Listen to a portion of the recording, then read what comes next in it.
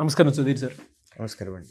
ఏ student అయినా సరే government job prepare అయ్యేటప్పుడు ఫ్రీక్వెంట్‌గా చేయకూడనటువంటి మిస్టేక్స్ ఏం చేయకుండా ఉండాలండి? నాగరాజు గారు, కాంపిటేటివ్ ఎగ్జామ్‌లో టైమ్ ఈజ్ వెరీ ఇంపార్టెంట్. ఒక క్వెషన్ చదివి ఆన్సర్ పెట్టడానికి కొన్ని సార్లు 45 సెకండ్స్ కూడా ఉండదండి. ఈ 45 సెకండ్స్‌లో మనం క్వెషన్ చదవాలి, అర్థం చేసుకోవాలి, సాల్వ్ చేయాలి, మనకొచ్చిన ఆన్సర్ ఆప్షన్స్‌లో మ్యాచ్ చేసుకోవాలి, మళ్ళీ కంప్యూటర్‌లోకి వెళ్ళి ఆప్షన్‌ని సెలెక్ట్ చేసుకొని సబ్మిట్ కొట్టాలి. ఈ ప్రాసెస్ మొత్తం 45 సెకండ్స్‌లో అవ్వాలి. సో ఇక్కడ కాంపిటేటివ్ ఎగ్జామ్‌లో సక్సెస్ రావాలి అనంటే ఏం చెయ్యాలో తెలియాలి, ఏం చెయ్యకూడదో కూడా తెలియాలి. What to do is important, what not to do is also important. Question బాగా లెందీగా ఉంది, అసలు క్వెషన్ చదవటం మానేయమంటాం. స్కిప్. క్వెషన్ చదవటం స్టార్ట్ చేశాము, ఒక లైన్ చదివిన తర్వాత జీవితంలో ఫర్ ద ఫస్ట్ టైం నేను ఇలాంటి క్వెషన్ చదువుతున్నాను అనే ఫీలింగ్ నాలో వచ్చింది. మిగిలిన క్వెషన్లో ఉన్న ఇన్ఫర్మేషన్ ఏంటో కూడా చదవద్దు. మీకు ఫర్ ద ఫస్ట్ టైం మీ లైఫ్లో అలాంటి క్వెషన్ చదువుతున్నాము అని అనిపించినప్పుడు మిగిలిన డేటా చదివితే మీకు ఏమొస్తుంది టైం వేస్ట్ కాకుండా? స్కిప్.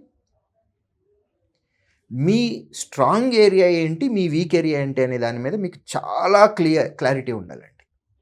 ఫర్ ఎగ్జాంపుల్, నాకు ఏరియాస్ అండ్ వాల్యూమ్స్ రాదు. నేను క్వెషన్ చదవటం స్టార్ట్ చేశాను.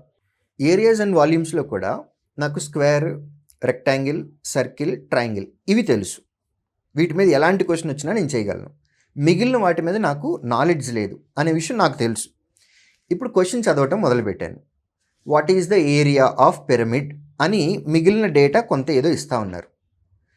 ఏరియా అన్నారంటే areas and volumes chapter.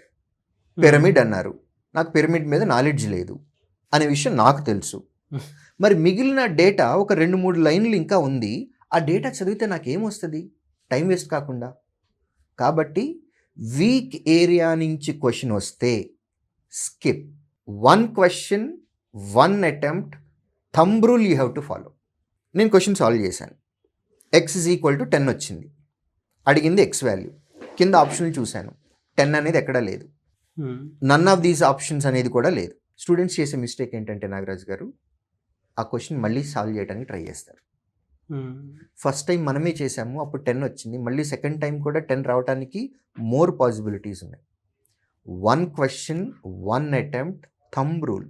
Answer రాలేదా? స్కిప్. మనకు వచ్చిన ఆన్సర్ కానీ ఆప్షన్స్లో లేదు అంటే ఏదో తప్పు చేసాం, స్కిప్. సో ఇలాంటివి ఖచ్చితంగా ఫాలో అవ్వాల్సినవి ఉన్నాయి. కాంపిటేటివ్ ఎగ్జామ్లో మనకు ఉద్యోగం రావాలంటే వాళ్ళు ఇచ్చిన అన్ని క్వశ్చన్స్ సాల్వ్ చేయాలని కాదండి. ఇచ్చిన టైంలో అందరి కాంపిటీషన్లో ఉన్నప్పుడు వాళ్ళకంటే మనం బెటర్గా పర్ఫామ్ చేయాలి. సో మన టైంని మనం బాగా ఉపయోగించుకున్నాము అని అంటే మనం అందరిని దాటి ముందుకు రావచ్చు.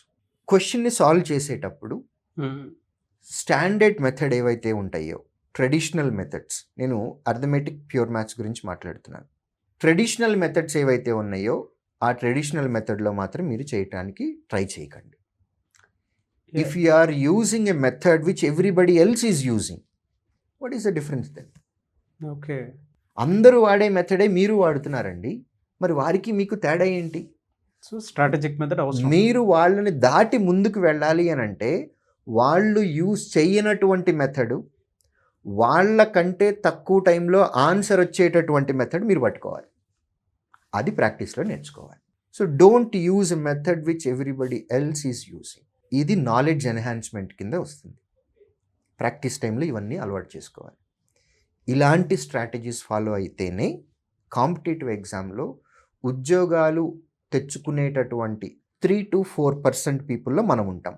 అందులో మన పేరు కనపడుతుంది. కంగ్రాచ్యులేషన్స్ అనే మెసేజ్ రావాలి అని అంటే ఫైనల్ రిజల్ట్ చూసుకున్నప్పుడు దాని వెనక ఎన్నో త్యాగాలు చేయాలి. కొన్ని నెలల పాటు, ఒక్కొక్కసారి సంవత్సరాల పాటు కూడా చాలా కష్టపడాలి, ఇష్టంగా కష్టపడాలి, ఎంతో శ్రమ చేయాల్సింది ఉంటుంది, స్లీప్లెస్నెస్ నైట్స్ ఉంటాయి. సో సక్సెస్ అనేది అంత ఈజీగా రాదండి. 100% మెంబర్స్ ఉన్నటువంటి కాంపిటీషన్లో if you want to fall under 3-4%, మీరు 3-4%లో ఉండాలి అని అనుకుంటే 96-97% మెంబర్స్ని మీరు క్రాస్ చేయాలి. అంటే వాళ్ళందరికంటే డిఫరెంట్ స్ట్రాటజీతో వెళ్ళాలి. వాళ్ళందరికంటే చాలా ఇంటలెక్చువల్ ప్రాపర్టీని మీరు ఎగ్జామినేషన్ హాల్‌కి క్యారీ చేయాలి. Intellectual property. మీరు ఎగ్జామినేషన్ హాల్‌కి క్యారీ చేయాలి అనంటే, దానికి ముందు మీరు ఎంత వర్క్ చేయాలి? సక్సెస్ అనేది ఈజీగా రాదండి. సక్సెస్ అనేది లక్ తోటి సంబంధం లేదండి. సక్సెస్‌కి షార్ట్‌కట్స్ లేవు. మనం ఇన్ఫర్మేషన్ గెయిన్ చేసుకోవాల్సింది. మన నాలెడ్జ్‌ని పెంచుకోవాల్సింది.